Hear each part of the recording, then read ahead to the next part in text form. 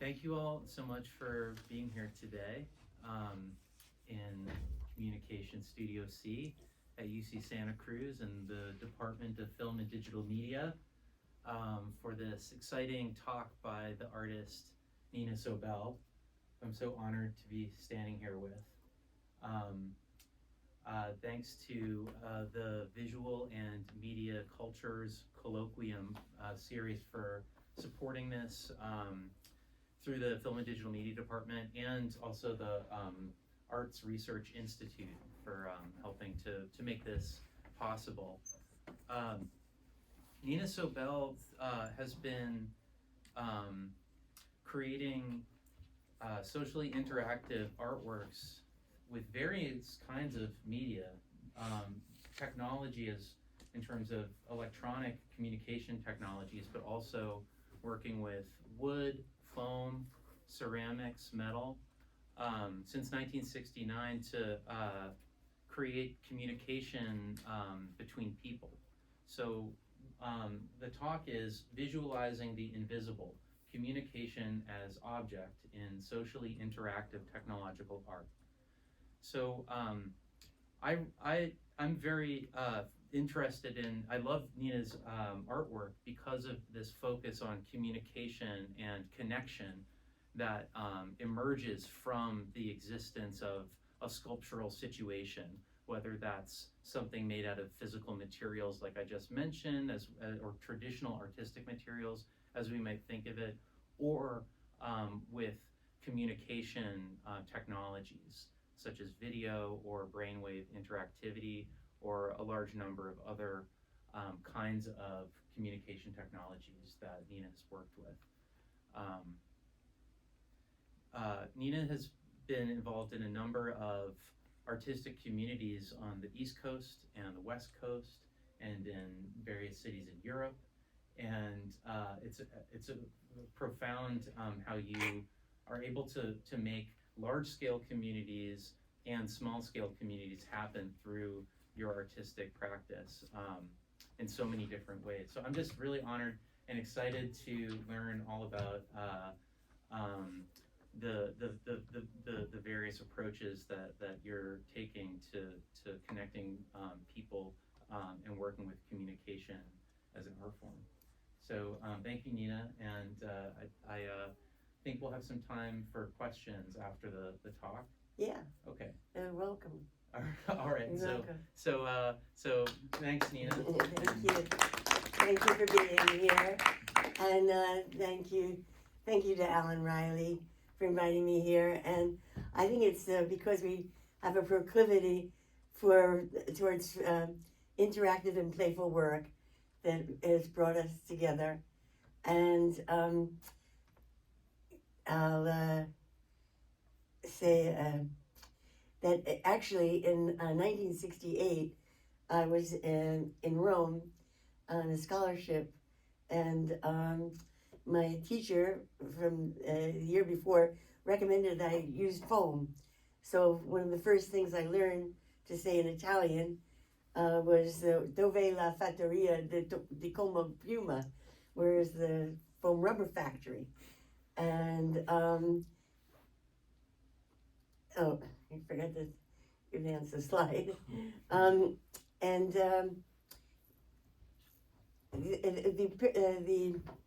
My pointer. I have a pointer. These here, these were the first.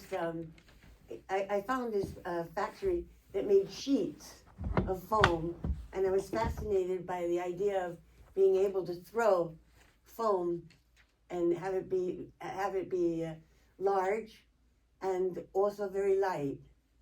And then there was a double barrel vaulted ceiling in the foyer, and I decided to make hanging sculpture with the false ceiling to cover the foyer, the double barrel vaulted architecture. And as soon as I did that, I said, wow, it would be really cool to be able to have the whole ceiling move down and move up. And so when I got to Cornell, when I went back to Philadelphia, I at first inquired. There was a new group called Experiments in Art and Technology with a branch at U of P, and I thought, ooh, I'm going to talk with somebody there about moving them, and they suggested using a remote control hydraulic inside the appendages to move them. And then it came the end of the year, and I was up at Cornell, and I worked to make the remote control movable ceiling, which you see here. It caused pandemonium. The newspaper came and recorded people interacting with it. So I made a concave couch and convex form to fit in, and excuse me, I have to drink.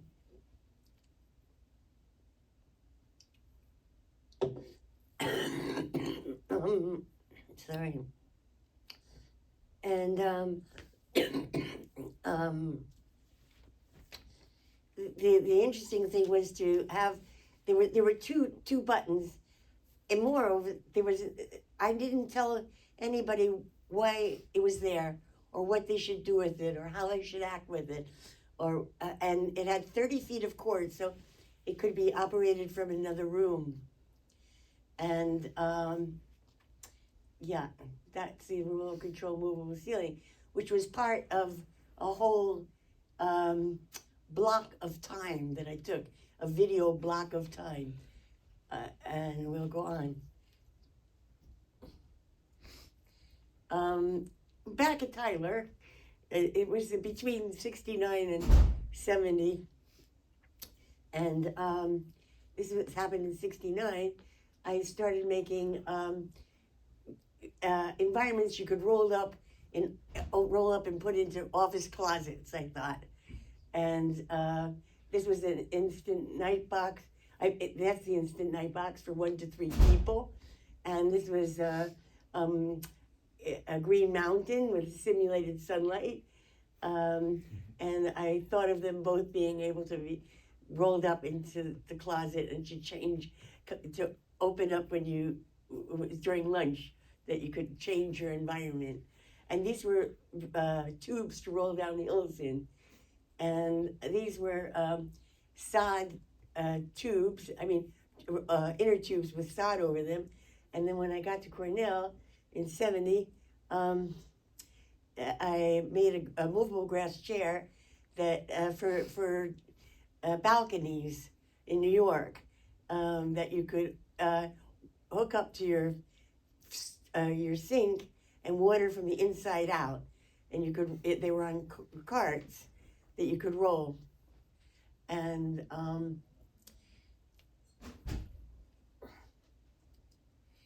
then in 1971 and 72, my collaborator, Mike Trivich, and I were experimenting with an alpha wave machine, which were popular at the time. And alpha wave machines told you when you were putting out alpha. And I said, well, wouldn't it be interesting if we both could see when we were both emitting alpha at the same time? And he said, well, why don't we use my oscilloscope? We'll plug one person in the x-axis, one person in the y-axis, and when that happens, it'll bend both of our parallel outputs into one circular configuration. And when it does that, it will show when we're both putting out the same brainwave at the same time. And I said, well, to watch a squiggly line isn't so interesting.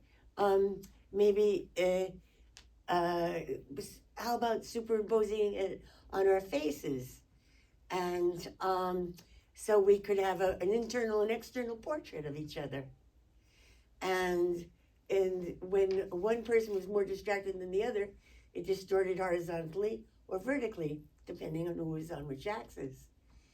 So I'm going to read this because it's a very important part of the whole raison d'etre. of behind brainwave drawings. Brainwave drawings are the visualization of interactive, nonverbal communication that draws upon the social nature of the brain's electrochemistry as it reveals a deeper understanding into our internal dialogue made visible. So we were very early people to visualize nonverbal communication. And we're happy about that.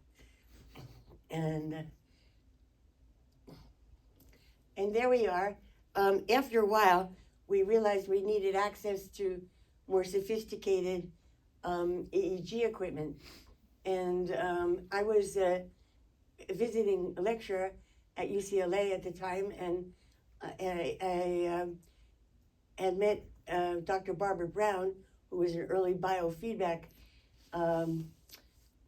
specialist, and she suggested Dr. Barry Sturman neuropsychology lab at his neuropsychology lab in Sepulveda, and I just learned that she was also there too at the neuropsychology lab in Sepulveda. And I went with Mike Chivich, and I have Mike Chivich to thank for all of this. Also, it was very important for me to teach the people how to operate the reel-to-reel. That's a reel-to-reel video recorder, if anybody doesn't recognize it, which most people don't. That's a reel-to-reel tape recorder and a video tape recorder, and people were able to stop and start and rewind and play back what they had made together if they had their eyes closed. And if anybody came on Saturday night, you could see how if you blinked your eyes or made gesticulations, it would be a disruption in the flow of the EEG.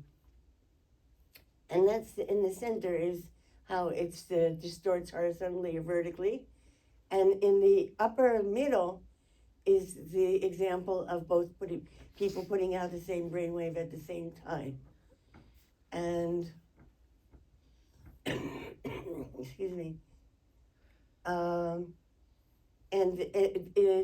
that one in the lower right is what those two people are looking at. And that's the SEG and the oscilloscope and the real-time ink trace. At that time it was an ink trace readout of the brainwave communication.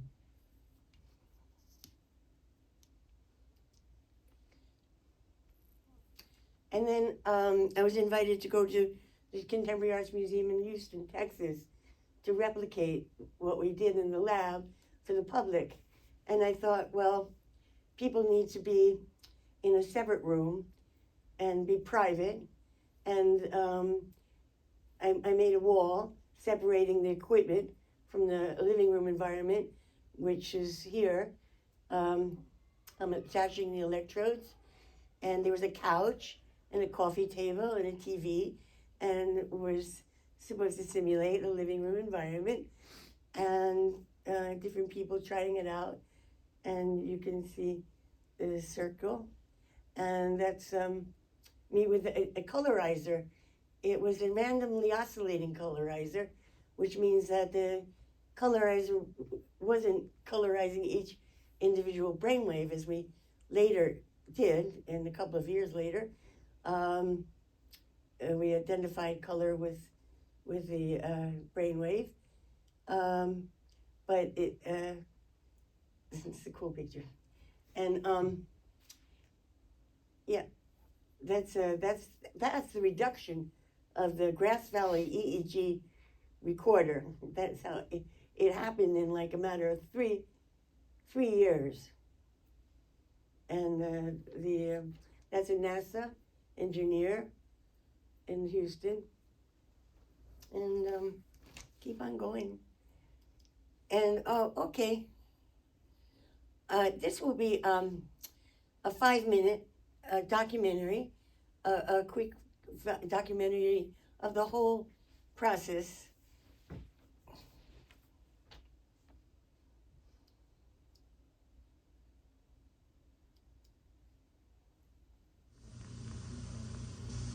Nina Sobell has been intrigued by the idea of being able to capture the emittance of electrical impulses by the brain and transposing them into a graphic image since 1973.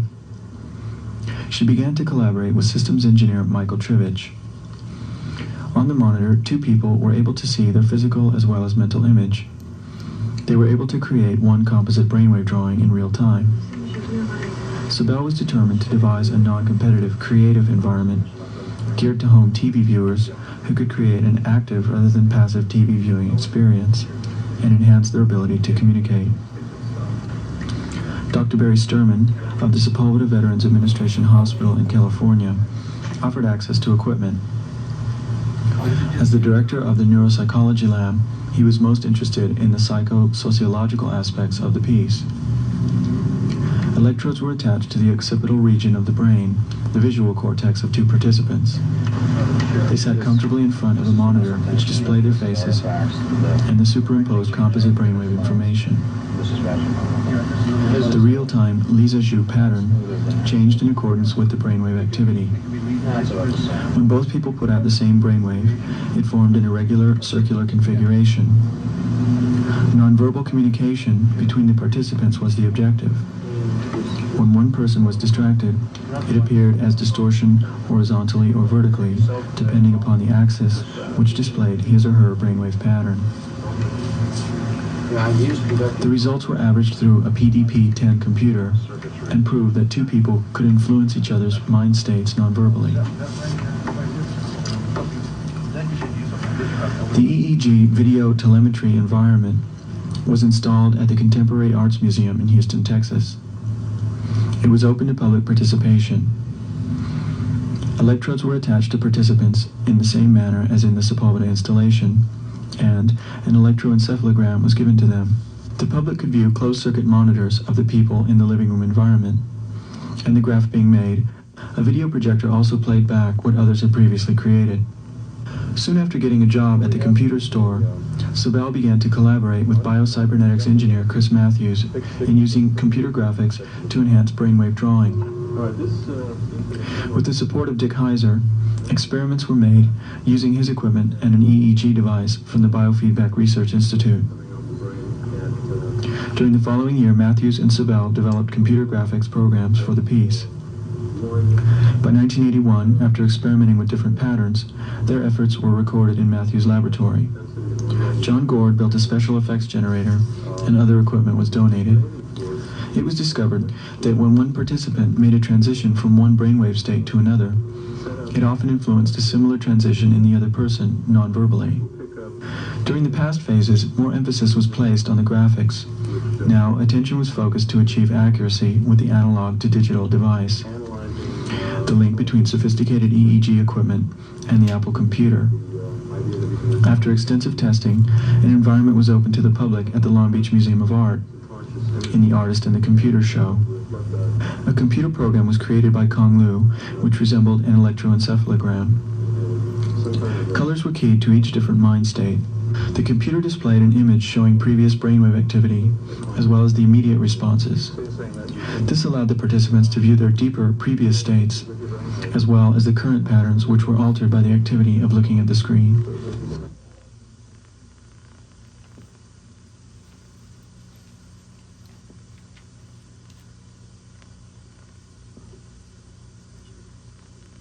And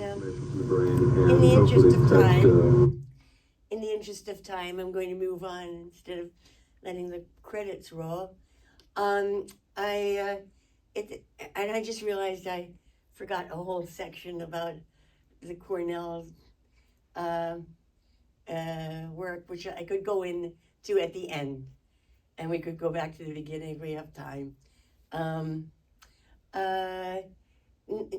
I got married to one of the Kipper kids. I don't know, I'm sure you don't know them, but they were a duo, performance duo, very, very powerful performance duo. And I married one when we lived in London, and I left all of my equipment behind. I just burrowed in and drew and made sculpture and painted, and then I came into my equipment again and was invited to do a piece at the Acme Gallery.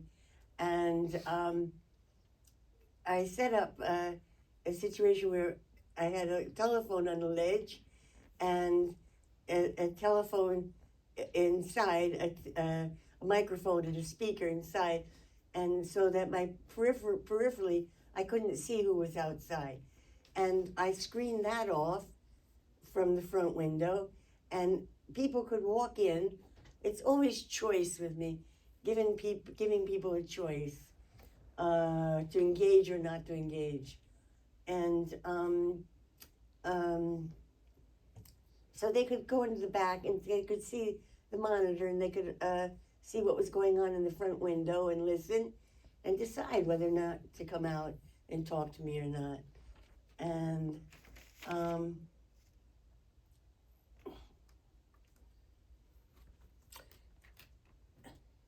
and then there's the video foyer in London, and then I brought the same piece up into Manchester, and in Manchester, there's somebody in the mall, that was on the mall at that time, asked me if they could come and sit where I was, and if they could be me, and invite other people to come in, and I said sure, and I was delighted to give the piece over to the public, and the public took over, and then then it came back to L.A. From London, and I set up a piece for women in a show that Suzanne Lisi curated with Leslie Labowitz that emphasized the importance of women and women artists. And I set up 2 cameras in parallel to each other with 2 monitors, and to talk about each other's work, to interview each other about each other's work. And because of the formality of the equipment, even though I told them it was a closed circuit and it wasn't going anywhere, it dictated a certain formal behavior and attitude towards what they were doing. And excuse me. And now this is 1979. I'm still in LA, and I'm still hungry to make. I heard about computer graphics, and I said, oh my goodness, I've got to get a hold of a computer and learn how to use a computer and transpose the images into computer graphics, create computer graphic images. This is an Apple II, and there's Chris Matthews, and that's Michael Trivich sitting in the front with Anna. That's Mike and Chris Matthews, who made I'm going to play a tape which has 2 blank spots in it, and it was just recently digitized and recently unearthed by MediaBurn.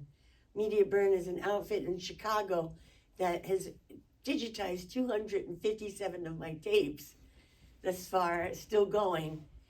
And rather than butt cut them together so they look better, he decided to leave the blanks. So you'll have to have patience with the blanks, because what is said is important, I think. Here we go. I'll talk over the first part because the first part is important. He's saying what we have here is an electroencephalograph coming from the visual cortex of the brain, and Mike is pointing to the analog to digital converter that he made himself. Chris Matthews made this analog to digital converter himself to digitize the EEG and put it into the computer, and out of the computer into the Conrack and the monitor to transpose it into graphic images. And information also goes to the computer, which analyzes the brainwave signals for frequency and intensity, and creates a visual image on the screen. be working on now, as well as making the actual image the participants are making more sophisticated.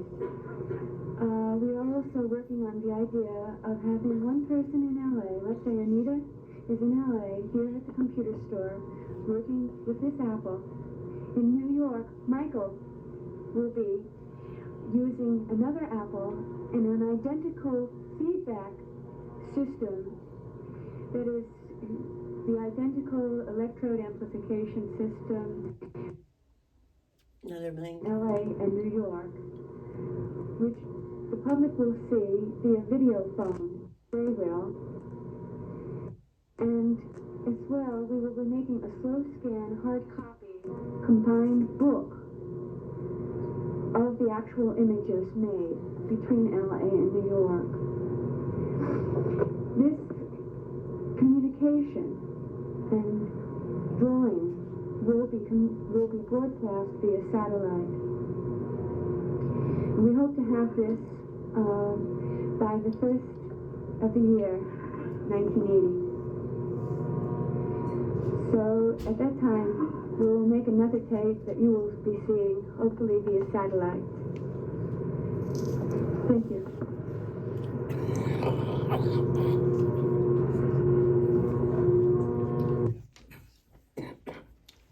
Okay, so hi.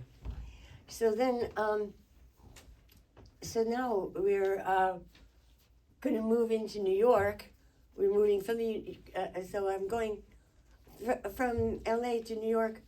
Oh, and this was the first computer store of its kind, started by Dick Heiser, first open computer store to the public for public consumers in the world. And it was started by Dick Heiser, who is still alive with us and well, and he came from the RAND think tank to open it on Colorado Boulevard in Santa Monica. And he hired me to work there in 1979. And that's how it all happened. So I would have really kicked myself if I hadn't said that. And so, without any further ado, we'll say I went to New York to set this back up, and then I returned to LA, just keeping track of my movements.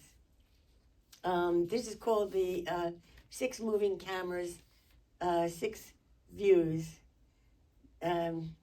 Okay.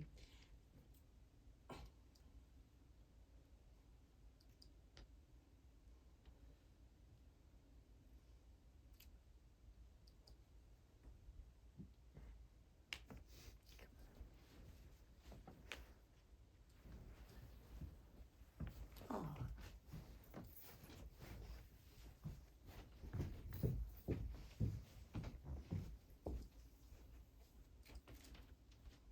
Hello. Hi. I don't know. Can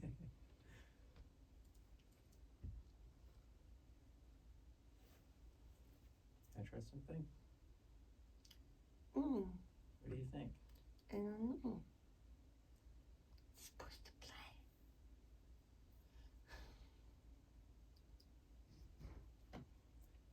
There's something in there, right? Yeah, there is. Yeah. Right? I don't see the video player. You want to go back to another slide? Maybe we'll go back here, and then go back here.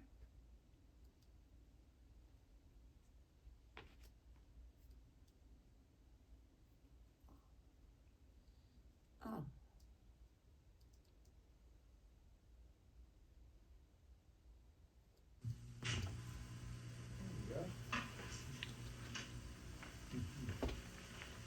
It brought you. You were important. You were important. This is an installation piece, moving cameras, converging views, which is installed in the window of the Franklin Furnace Gallery. It is here as part of a performance festival of Los Angeles and London performance artists meeting in New York and working together and independently. It was funded by the National Endowment for the Arts, the British Council on the Arts, and the New York State Council for the Arts.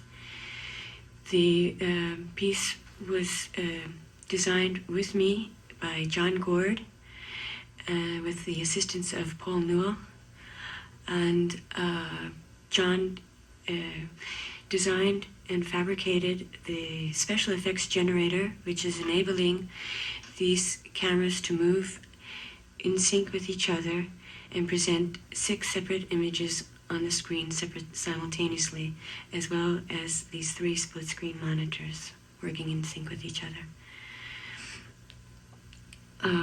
The show was organized by Suzanne Lacey in LA and Susan Hiller in London, and went on for 2 weeks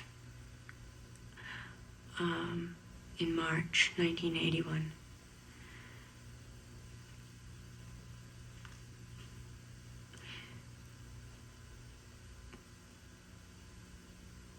The cameras move in perfect sync with each other. They meet in the center, and if 2 people are walking from 2 directions on the sidewalk, their images would be converging. The bottom 2 images are for the people on the street immediately in front of the window. The 2 center images are 2 cameras which are panning automatically across the street on the tops of the cars and merging back in again. And the top 2 images, one camera on the left is going to the top of the building and back down to the ground. The other camera is moving up past the World Trade Towers up to the sky, and then will rotate back down to the ground. So you have sky, ground, ground, sky, moving in sync with each other. The center images, the flattening, the video camera, and the effect the video has to flatten an image is to bring what is across the street to the same side of the street. I thought of the idea of LA and London coming together in New York, the merging and converging of images, artists meeting together, working in New York. Bending the verticality of the physical space, the architecture, the gray, the black and white, I thought would be sufficient that it's done in black and white. The nature of the piece itself, I think, lends itself to black and white very well. The image that you're looking at now, it was only seen inside the gallery. As you came into the gallery, that this monitor was set on a stand near the other cameras, so that it was bringing what was outside in to the interior space, and you were presented with all 6 views of what a pedestrian sees at all moments inside into the interior space. It's meant to... I think we're going to move on. I first want to say that I believe that opportunity breeds inspiration.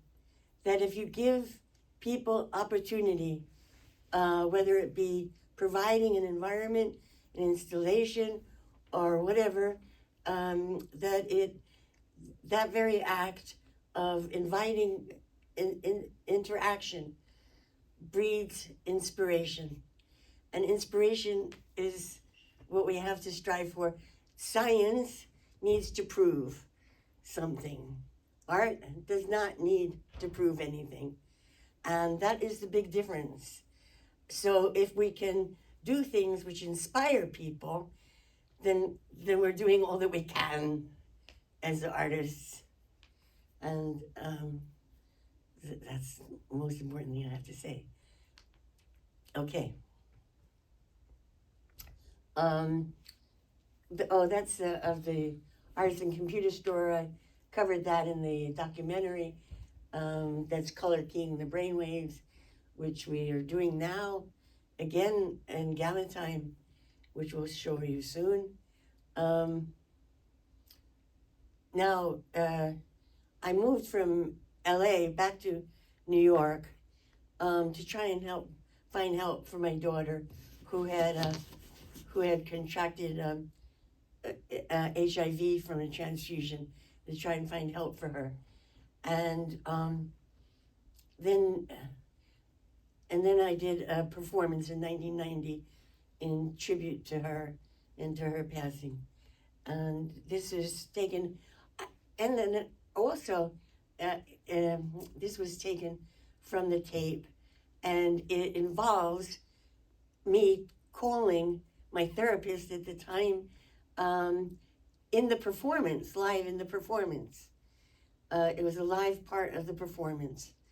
And it's another way of reaching out within the performance for intimacy and communication. And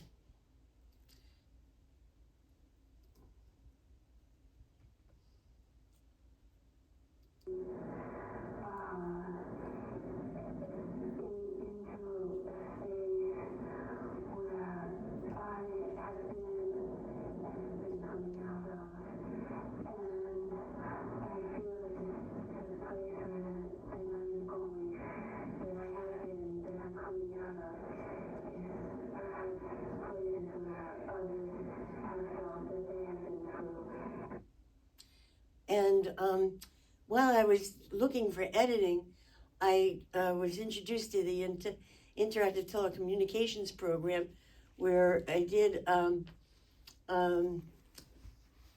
5-borough. The first time Windows on the ITP had a show in conjunction with cable television, and until then it was only 4 boroughs, but that night it became 5 boroughs, Staten Island, and they did Windows on AIDS. And I thought, well, if a program shows, this is before, a program shows you see it once and then you don't hear or see it again. So let's devise something that people can call in and dial a number and hear what the person had to say. So that's what that is in that's what that's for.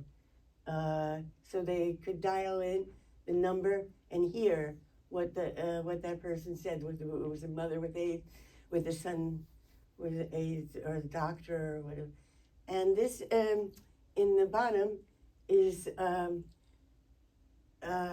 from Park Bench. Park Bench. It was. I'll tell you more about Park Bench. I'll tell you more about it. We'll move on.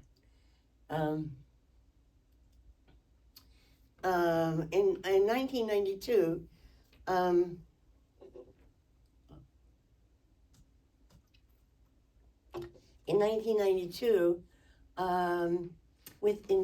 in collaboration with Emily Hartzell, I had a residency at the same time as at ITP. I had a residency at the Bronx River Art Center, and the way the window was configured for the art show, it inspired me to do another brainwave drawing with the residents that were there. I mean, with the people who were on the street, inviting the people who were on the street into the space. So that's what happened. And it was just at the beginning, and I had Photoshop set up where as people put out the same brainwave, they walked together and or walked apart, and it changed color according to what image you put out. And it was in collaboration with Masahiro Kahata, who devised the interactive brainwave visual analyzer, who had seen my earlier work from 1973 and was actually inspired to create that. And then there was a lot of strife going on in New York, and between neighborhoods. And I thought, why not? And there was a new program starting next door to IPT called Center for Advanced Technology.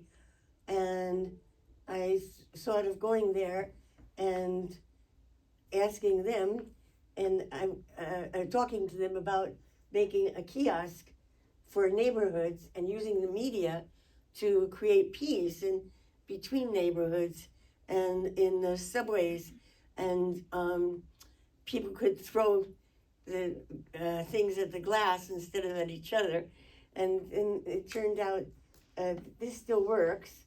And in the upper left was an initiation of a telephone.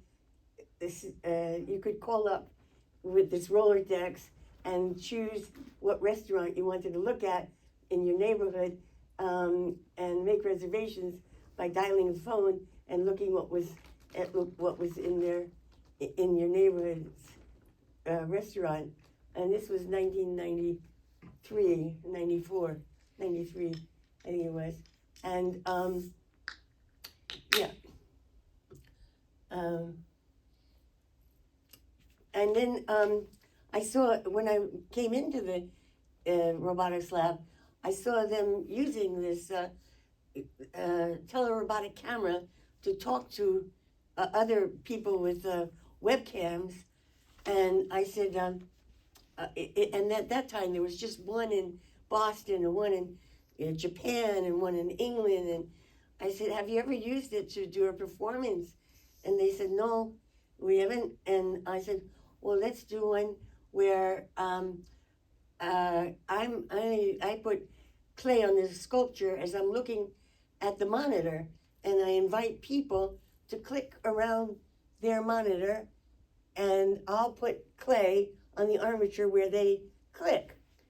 And so you can see me looking at the monitor and not at the sculpture, because that's exactly what I'm doing to create the sculpture. And Ken Goldberg said, wow, that's the first sculpture on the web, made on the web.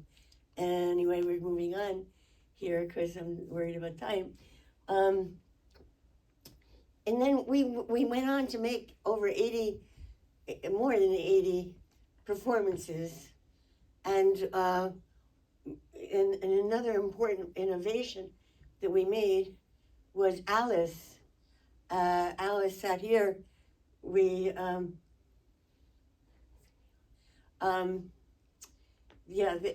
we used an MX1. You might recognize it.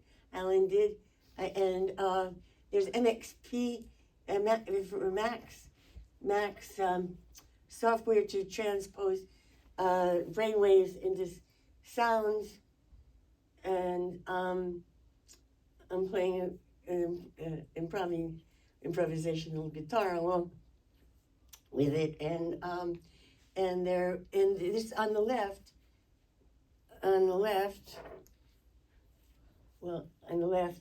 is the first instance of us transposing to the List Visual Arts Center at MIT.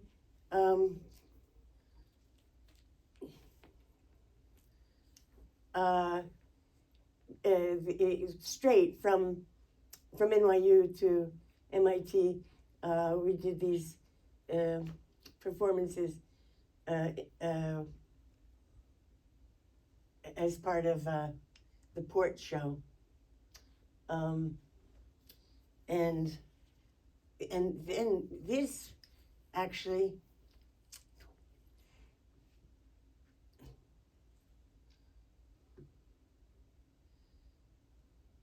I don't know. Okay. Oh, well, in the lower, on the lower left was the first instance of a transatlantic live performance on the web, sending and receiving information on the web. That was what I wanted to show you before. I can go back, and I just want to go back.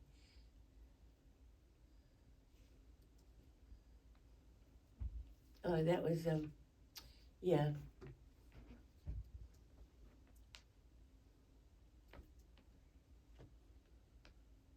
Yeah. That it was culminating in the transatlantic performance event Dance in the Moving Mirror, a two-way telematic broadcast between the residency site at Aix-en-Provence and Park Bench's studio in New York. A precursor of Zoom, the piece is a technical milestone in that it enabled real-time broadcasting and mixing of audio and video from two remote physical locations, presumably the first of its kind on the internet. And it was. What year is that? That's must have been 1998. 1998. Yeah. And Title? Dance in a Moving Mirror. You're welcome. Anybody who wants to chime in and ask questions live off the cuff, please do.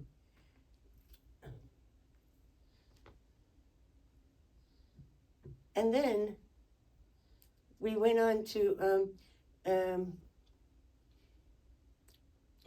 before that so going from the telerobotic camera and making performances in the studio, I said, well, why don't we take the camera from the studio and put it on the street? Why don't we take it and put it on the street? So we did. So we developed. This is Alice's the electronic throne. There was a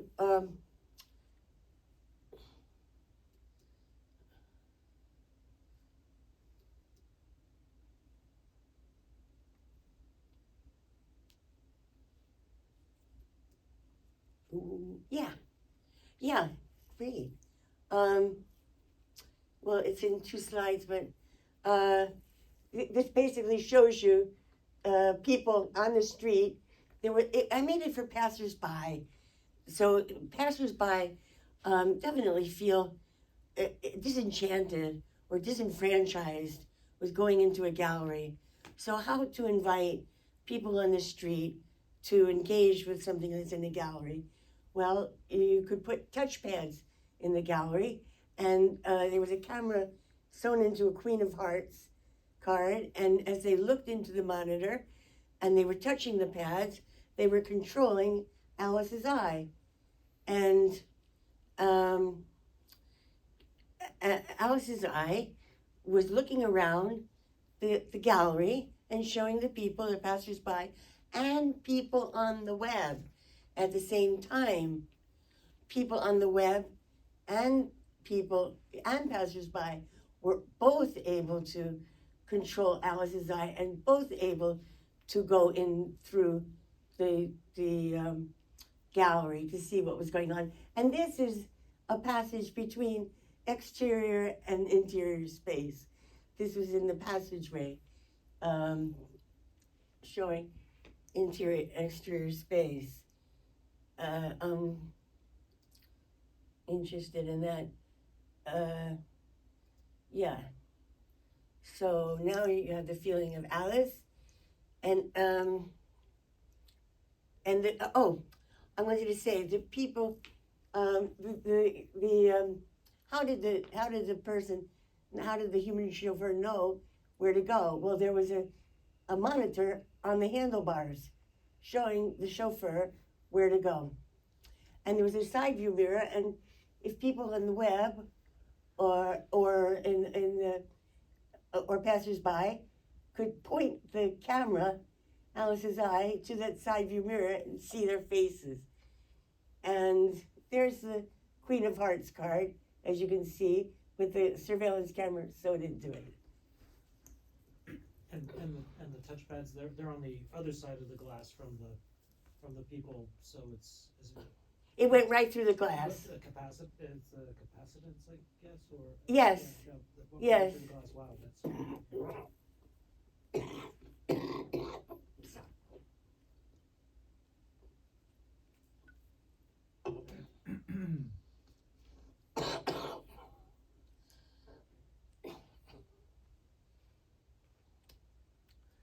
Okay. and then we went down to the Computer Human Interaction Conference in Georgia. We redesigned Alice because the torque was so strong. It threw her eye off. You might say she wobbled. Okay. And then we were invited to go to Banff to do 4 seances and use AI for a chatterbot. The live seance is the medium. We used an AI chatterbot to answer questions from the audience. The audience physically in the space in the gallery and on the web and in New York. And also we used Dada-Do, which compressed 3 sentences into one, which were accessible, in one that was called Without Words, which conflated 3 sentences into one. And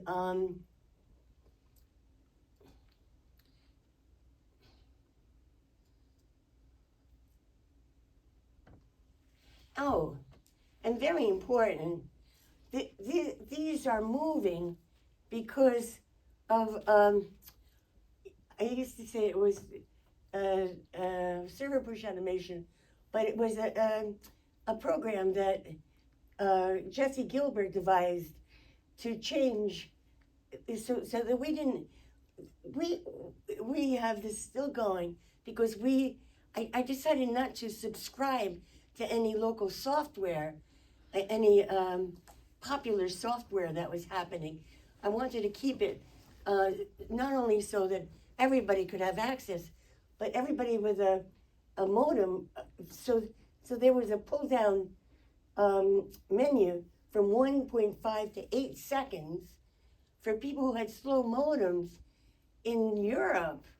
You know, in other places in the world, this was modem time, and they didn't have access to 1.5, which is a T3 line going through Manhattan. They had it for 8 frames a second, so or less, and so you could choose between 1.5 and 8 seconds to have your image delivered, and this is live. This is not like pre-recorded. You can go now on your computers and be able to see this, and it will never repeat. There'll be random. And what it was everybody in the web, people in the well, you can hear me, can't you? You can hear me, can't you? Yes. Okay. People on the web and people in the space in Banff, and you could all respond to these meditations, which changed every 5 minutes. So everybody was doing the same thing together, and the person in New York, the person with in Banff, as in with the AI chatterbot, were identified by their IP addresses. In this case, it's only 2, the one in Banff in New York, but with the others, it was many different IP addresses, of course, and everybody was responding to the same meditation, and every 5 minutes a new meditation appeared, and you could click on it and you could read what the people had written, and in the space there was somebody who was reading off other people's responses, and it was very lively.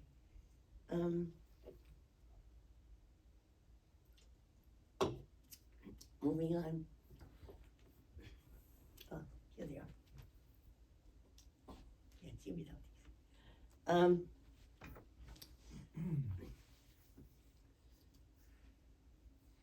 And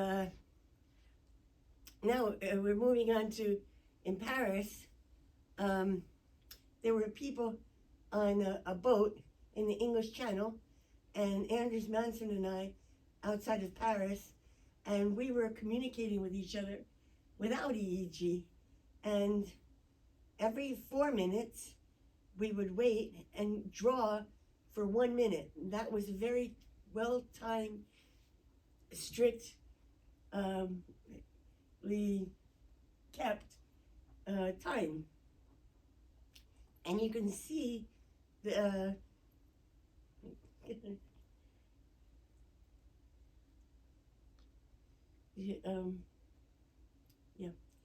these two and these two are go together, and these two and these two and these two and these two and these two, and you can begin to see a similarity.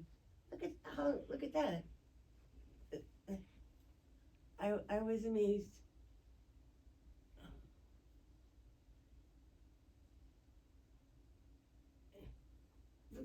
And that, like the mountain shape.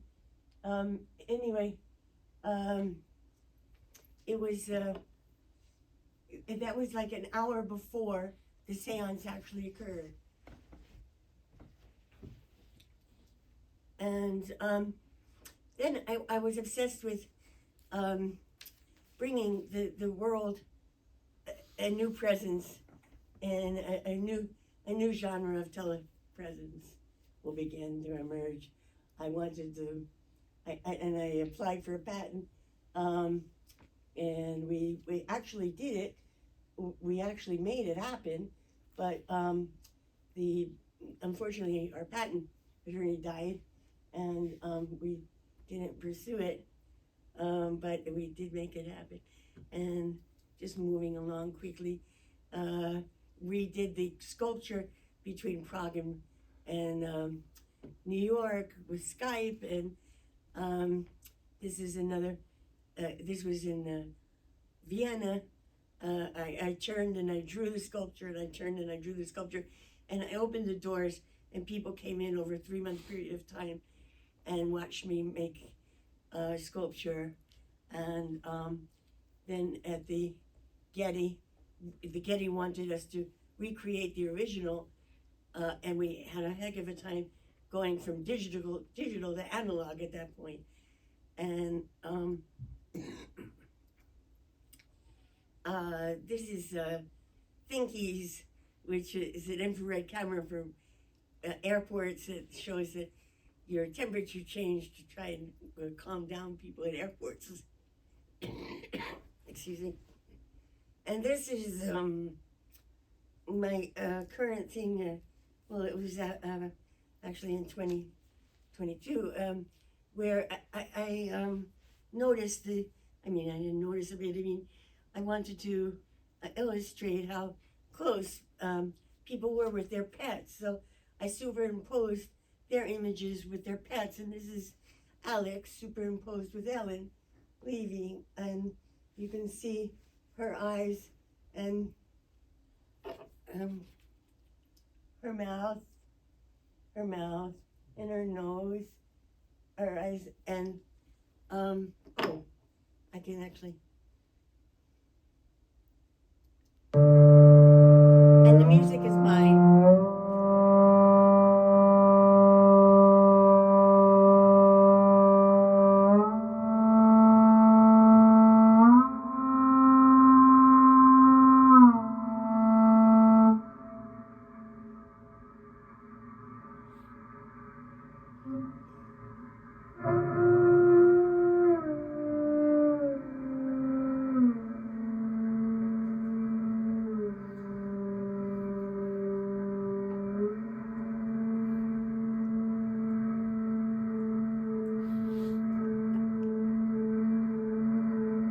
That's with the AI, the last one.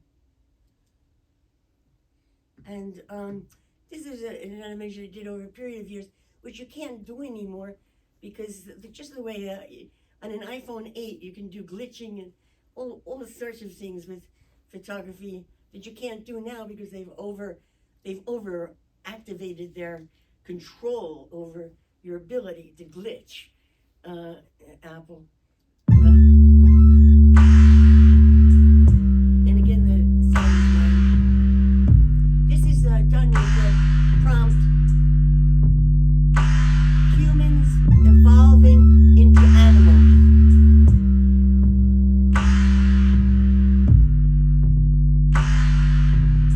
Because animals have it all over us.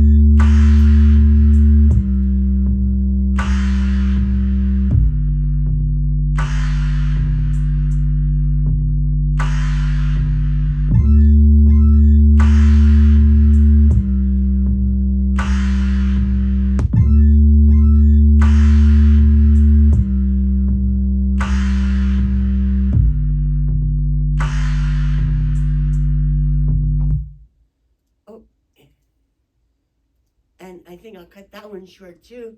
I'm sorry. Because that brings us up to the other night. Last night. Was it last night? 2 nights ago. 2 nights ago. We did Gamma Time. And we did Gamma Time, which was wonderful. And there's Alexandra and myself attaching the electrodes and yeah.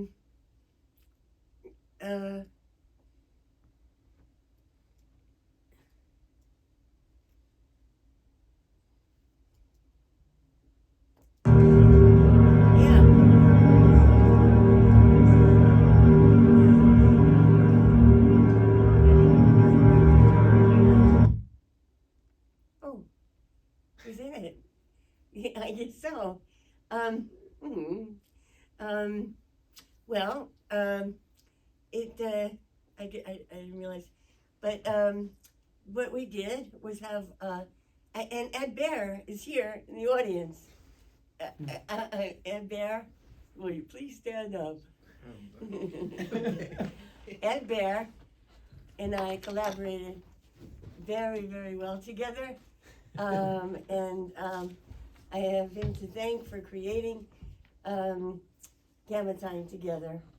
And Lucinda Jacobson, who is now in Amsterdam, and she and I and Ed all did the touch designer graphics together and the sound together, and each underneath each one, each person it represents each column represents a different person, and each one has their own waveform coming out. The waveform is a reflection of each person's. I'm sorry that wasn't long enough, but you got the picture, I think. And without any further ado, I think we have a surprise performance at the end. I don't know whether you want to have questions or should we do the surprise performance first? Or? I think that it sounds like the surprise performance is happening. The surprise performance is happening. Yeah. Okay, so everybody has their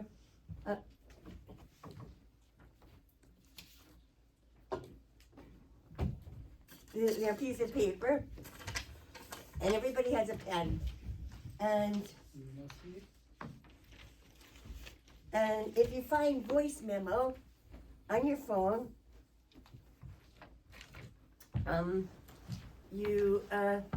everybody find voice memo on their phone, and you wrap the piece of paper around your phone like this, like that, and through the paper you're going to press the record on. At the count of 10 which Alan will tell you when, and then you'll record your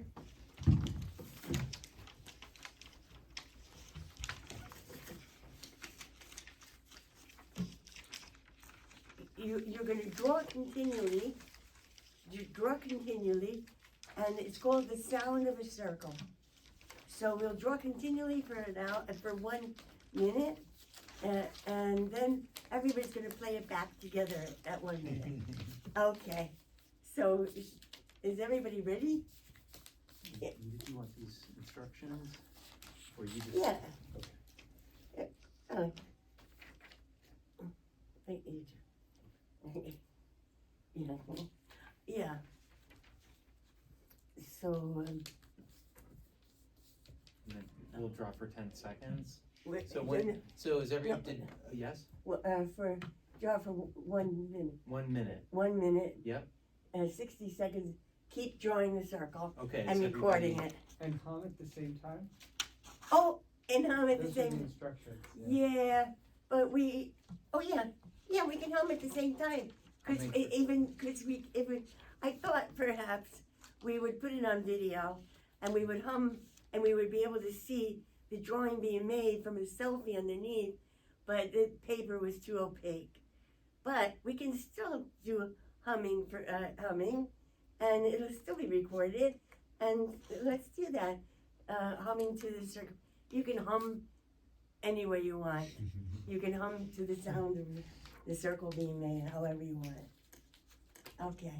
All right, so is everybody ready and you have, I just lost it. okay, so get your voice memo open. And we can touch it through the paper, it'll start, or should I peek it? It sounds like you should be able to touch it through the paper, Yeah. or you could leave a little bit. No, yeah, you can touch it through the paper. It'll activate All through right, the paper. are we ready? Ready. Okay, so ready and draw.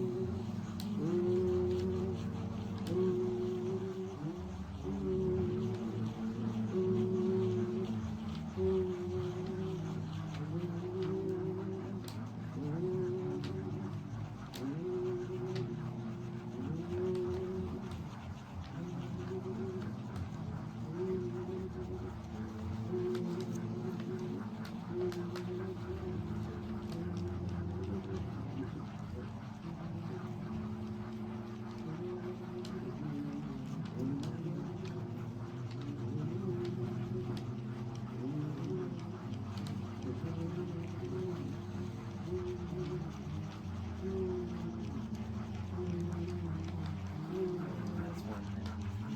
Okay. Now everybody's done. Play back. At the count of 10, play back. Sure, so, Count to 10 and play back. all right, 10, 9, 8, 7, 6, 5, 4, 3, 2, 1, play.